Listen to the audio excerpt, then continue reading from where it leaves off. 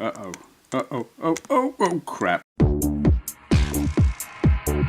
It's not a walkthrough, playthrough, review, anything like that. It's just me playing the game badly so you can see what it looks like. Okay then, still playing with the 3DS with the custom firmware that my good friend Mark gave to me. This time a ZX81 emulator, DS81. Guess what I'm going to play on this? If I can remember what I'm doing. And enter. The best reason to own a ZX81. There are a couple of really good games on this system, but this is the one that this sells the computer, or sold the computer. It's the best reason to own one. If you don't know what it is already, well, you're just too damned young. And there are probably quite a few. Come on. Here we go. It is 3D Monster Maze. It is the first home computer game I ever played on the first home computer I ever played with or saw or got to touch. I had seen computers before. One, I'd seen a whopping great big mainframe at the Open University in Milton Keynes when I was in school. But then a friend of mine, he got one of these. He got a ZX81 and I went round to his place to have a look at it, and this was the first thing he loaded and my mind was blown. And now I'm looking for the continue key and I'm struggling because glasses. Yeah, I'm not focusing well at this distance. It takes a moment now while it, I think, calculates the maze, because the ZX81, while it's an incredible computer, is incredibly slow. I mean, it was dirt cheap, and that's why it was so brilliant. 1K of RAM, expandable with a memory expansion thing that was just called a RAM pack, and I had a 16K RAM pack. Most people who had one had the 16K. There were a couple. There was the official Sinclair one, and there was the Memotech 16K RAM pack, which ran the full length of the ZX81, or width rather. I don't remember which one I had. I think I had the Memotech one back in the day. I've got an official Sinclair one now, which thankfully doesn't suffer from memory wobble, as we used to call it. Other people call it a different thing, or things.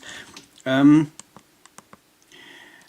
it was like if you moved it even slightly, you pushed a key, the slightest bit of movement on it would break the connections between the RAM pack and the computer and its edge connector thingamajig, and hey presto, your computer crashed. This, it's done in 16K. It's a first-person maze, oh god, maze-based survival horror. There is a Tyrannosaurus Rex in here somewhere, and he wants to eat you. Now, you play this with the keyboard traditionally, and the keyboard on the ZX81 is a membrane keyboard. Not dissimilar to the one on, say, the Atari 400. It's not responsive. Not very. It works. The trick with it really was to push the keys with your nails, not with your fingertips. And it would work quite well. But for playing a game like this, you did wind up playing quite slowly. In the way I am at the moment, what you didn't do was this. Or I certainly didn't anyway. Being able to play this now, I'm playing it with the D-pad, because this emulator on the 3DS allows, oh crap, it allows remapping of the keys to the D-pad and face buttons and analog controller of the 3DS, and that makes some games significantly more playable. Though I'm still sucking badly at this, and I'm looking for the continue button again. There we go.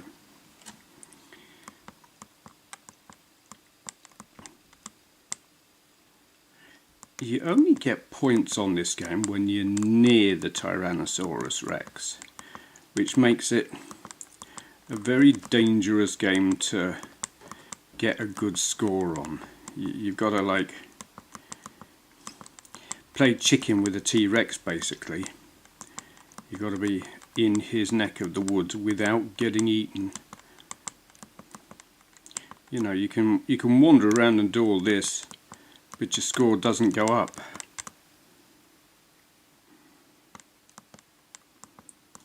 And I don't know where he is. Thing is, by the time you realise you're near him, he's probably spotted you and is coming for you.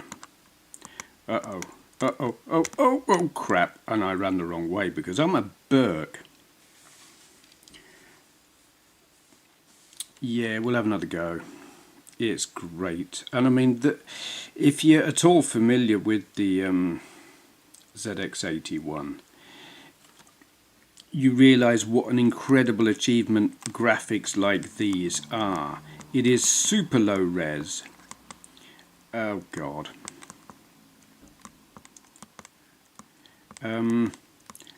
So to do something like this and have it moving at such a pace on such a slow machine, miracle really, work of pure genius. It's around here somewhere. And the thing with this game as well is you can't reverse, you can't back up. If it's coming for you, you've got to turn around, which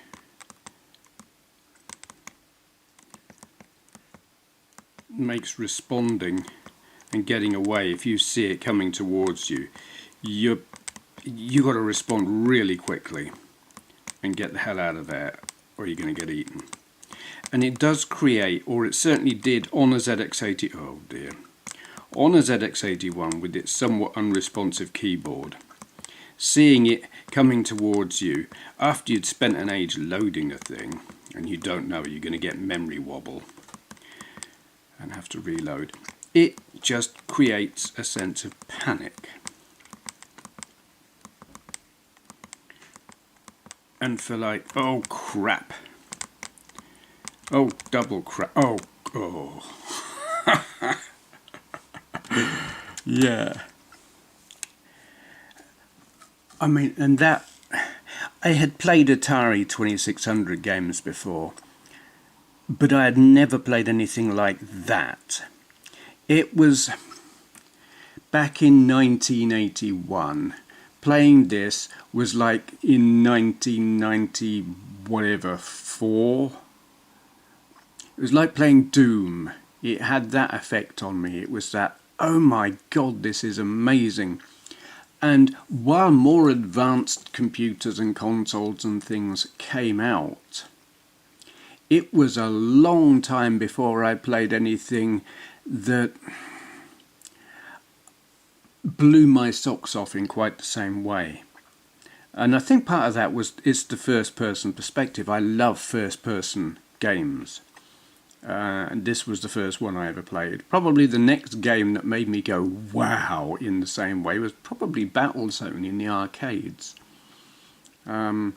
because first person. Yeah, so that I don't know if this has mass appeal. You know, it's not going to sell. Well, they don't make 3DSs anymore anyway, do they? Don't know. Probably doesn't have mass appeal, but for someone like me who grew up with the ZX81 and had their first computing experience on the ZX81 and loved this game, being able to play it on the 3DS and have like access to the keyboard on a handheld and be able to remap keys to the joypad, awesome, incredible, absolutely love it. And thanks again to Mark, not just for the 3DS but also for pointing me at this ZX81 emulator, because I wouldn't have found it, I didn't know about it. Yeah, major nostalgia trip, loving it. Okay, thank you for watching. Okay, today's question for Q&A is from Down the Rabbit Hole. Link to his channel down there. He asks, for Q&A, possibly a quick and easy one here, Steve. Are you similar to me and grit your teeth if you're about to publish a video and someone else just did the same video topic the same day? If so, what's your solution? Just publish it anyway or wait? Interesting question. I don't instantly know the answer. I'll tell you what though, I do know if I'm planning to make a video and I notice someone else has just done a video on the same subject, I don't go ahead and make it. I'd got in mind, and I've been talking about it for a while, I'm doing a video like instructions or a how-to on setting up the more tricky emulators for the RG350 and 280. Part of that video was going to include the basics of how to emulate, like any emulator or games or whatever, onto your RG350 280. That was going to be like the basics, and here's how to do the tricky stuff. But I just noticed that Retro Rob has done a video covering exactly that. Now, I've not watched his video, but I know that Rob knows what he's doing. So if he's showing you how to put emulators onto your handheld, he'll be, he will cover it well, and it will be a good, useful, informative video. So I'm not going to cover that bit when I come to do my video showing the more tricky ones. I'll say, and if you don't know how to install an emulator, go watch Rob's video, because I'm perfectly happy to promote other people's videos, and it saves me doing that bit. Yeah, it's like very often when it comes to setting up these handhelds, I refer people to ETA Prime's videos where he's putting new firmware on a system or whatever. It's like, yeah, I could do it, I could show you how to do it, but his videos are very good, so I just refer to them. But yeah, if I've just recorded a video and then just before I upload someone else has done one on the same topic, I think I would go right ahead and upload anyway. Probably. It depends. If it's the only video I've got, say I've just recorded it and I haven't got any others in the can, shall we say. That sounds wrong because the can means something else in other places and it's not a film phrase. Anyway, blah, waffling. Yeah, if I haven't got a batch and I've only got the one video, I think I would upload anyway. It's the kind of thing where I would want to add a little bit and say, also on this subject, go and check out so-and-so's video.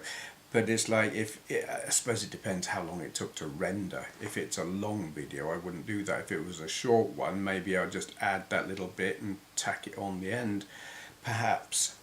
Depends. It's tricky, actually. I mean, that's the kind of thing where it's annoying that YouTube took away annotations.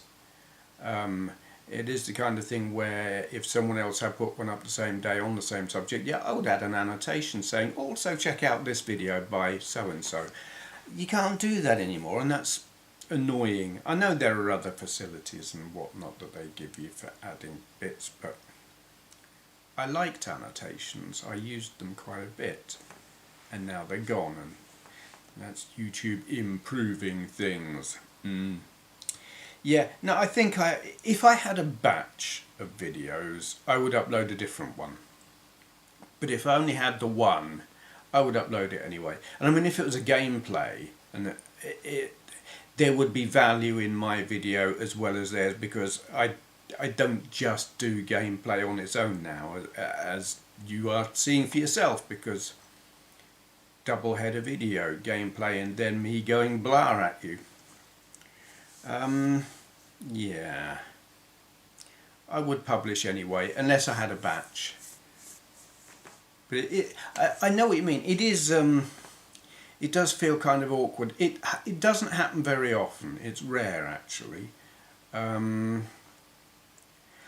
There have been occasions where I've uploaded a video and someone else has messaged me and said, well, damn, I was about to do that as well. And my answer is always, well, upload it anyway. I don't mind.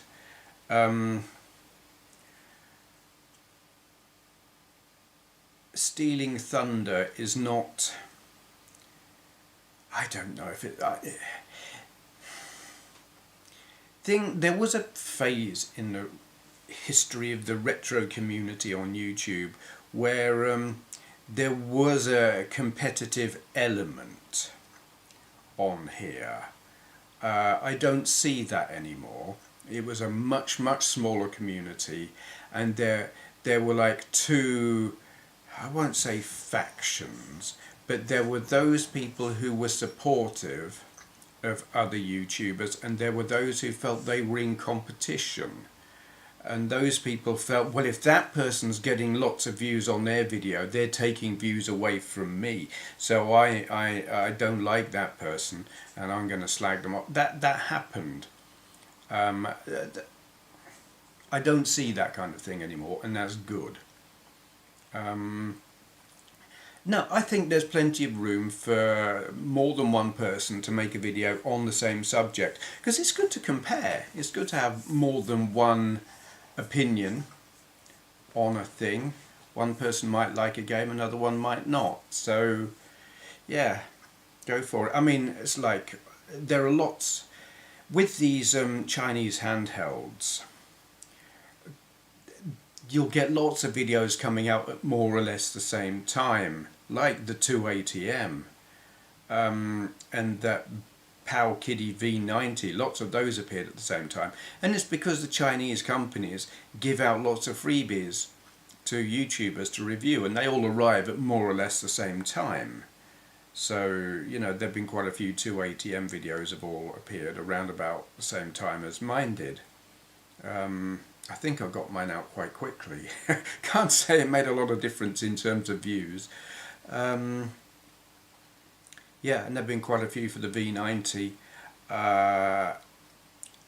And now there's that Retroid 2, that's it. There's quite a few videos of that appearing at the moment. And it's good, I think. Yeah, you got lots of people covering the same piece of hardware, but that's a good thing. I watch all of those, because you will get some people who they feel they owe a debt to the company who gave them the product, and so they will give it a good review and wash over any negatives, you know, maybe not dwell on them too much.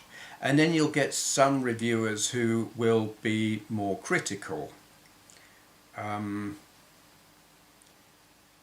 particularly if they've bought it themselves. It's easier to be more critical if you've paid your own money. Myself, I have reviewed products that I've been given by companies and have absolutely panned them, and I feel awful doing it, partly because it might be an expensive piece of kit, and here I am saying this is a piece of crap, and it won't make them happy.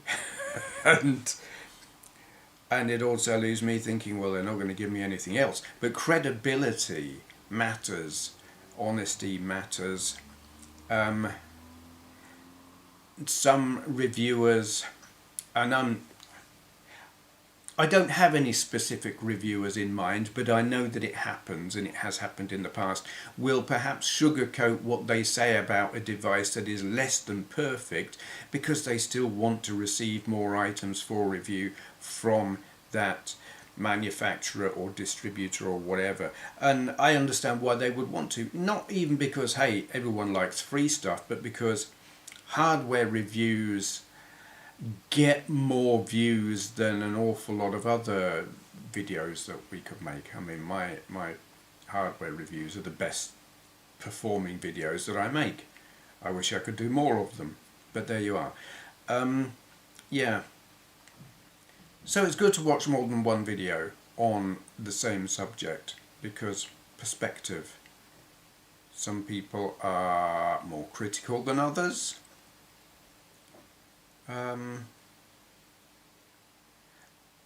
Some will take a more positive view. Sometimes that's justified, sometimes it's not. Some reviewers are critical and it's justified, sometimes they're harsh. I think in the past there have been occasions where I've been harsh. I never take videos down unless there's a copyright reason, but I don't necessarily agree with everything I've said about everything I've done videos on in the past. More for games than hardware. I think I stand by everything I've said about hardware. Maybe. Certainly hardware you can buy. Retro stuff, retro computers where I've said this is a steaming pile of crap. I might have not been fair, but yeah. Certainly I do disagree with some of what I've said in the past about certain games. Can't think of any specific examples, but I know. Various I was very harsh on a lot of games when I first started out. Yeah.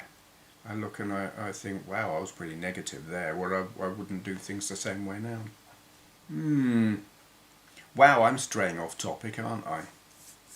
Right old waffle. Okay, gonna shut up now. Yeah, short answer. Would I lost what the question was. Would I publish it anyway? Yeah, I would. Unless I'd got something else I could upload instead. Okay. Anyone else who's got any questions they would like answering in a video like this, leave your question in the comments below and begin your question with 4 Q&A so that I know not to just answer in the comments. And thank you for watching. Ah, there you are. Have you finished polishing the silverware like I asked you? Yes? Splendid. Here's 50 pence. Now, go and click the subscribe button like a good peasant.